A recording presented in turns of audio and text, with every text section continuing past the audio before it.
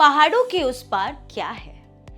पहाड़ों के उस पार बॉर्डर नहीं बल्कि एक अनरिजॉल्व डिस्प्यूट है जो इंडिया और चाइना के रिलेशंस को बार बार टेस्ट करता है। आज इस वीडियो में हम बात करने वाले हैं इंडिया और चाइना के रिलेशंस, उनके बॉर्डर डिस्प्यूट और उनके ग्लोबल इम्प्लीकेशंस के बारे में।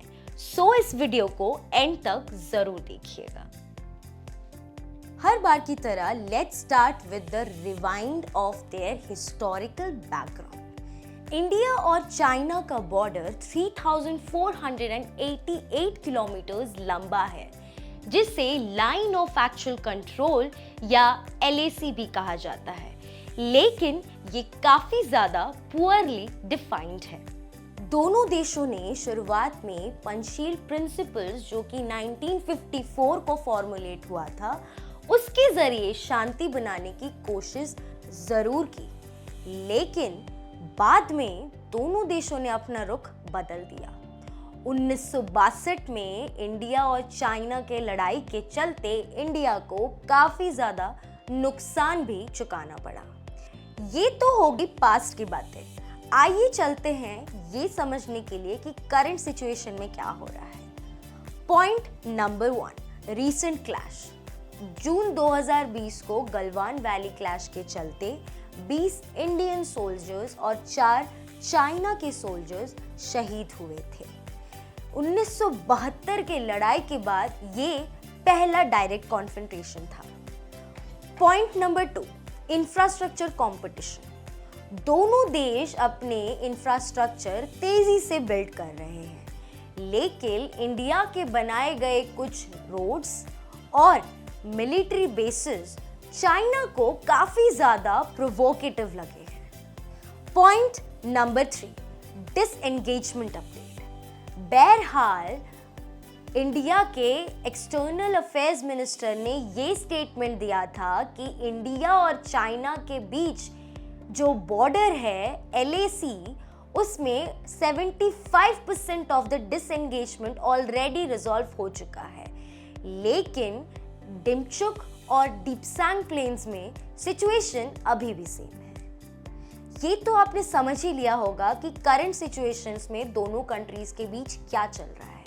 आइए अब समझते हैं इसका ग्लोबल इम्प्लीकेशन कैसा होगा। Point number 1, nuclear power. दोनों देश इंडिया और चाइना न्यूक्लियर कैपेबिलिटीज रखते हैं। अगर ये मामला लंबा खिंचा तो ये सिर्फ रीजनल डैमेज नहीं होगा, बल्कि एक ग्लोबल लेवल पे भी खतरनाक मामला साबित हो सकता है। Point number 2, economic factor.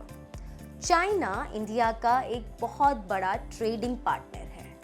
अगर ये बहस काफी लंबी छिड़ी तो हमें इकोनॉमिक पर्सपेक्टिव्स में भी काफी ज्यादा डिसरप्शंस देखने को मिलेंगे, जो ग्लोबली काफी ज्यादा इंपैक्टफुल रहेंगे। Point number 3, strategic alliance. इस डिस्प्यूट के चलते इंडिया के रिलेशंस बाकी कंट्रीज के साथ भी जेपरडाइज हो सकते हैं। फॉर एग्जाम्पल जापान और USA, जो चाइना की ग्रोथ को एक कॉशियस तरीके से देखते हैं।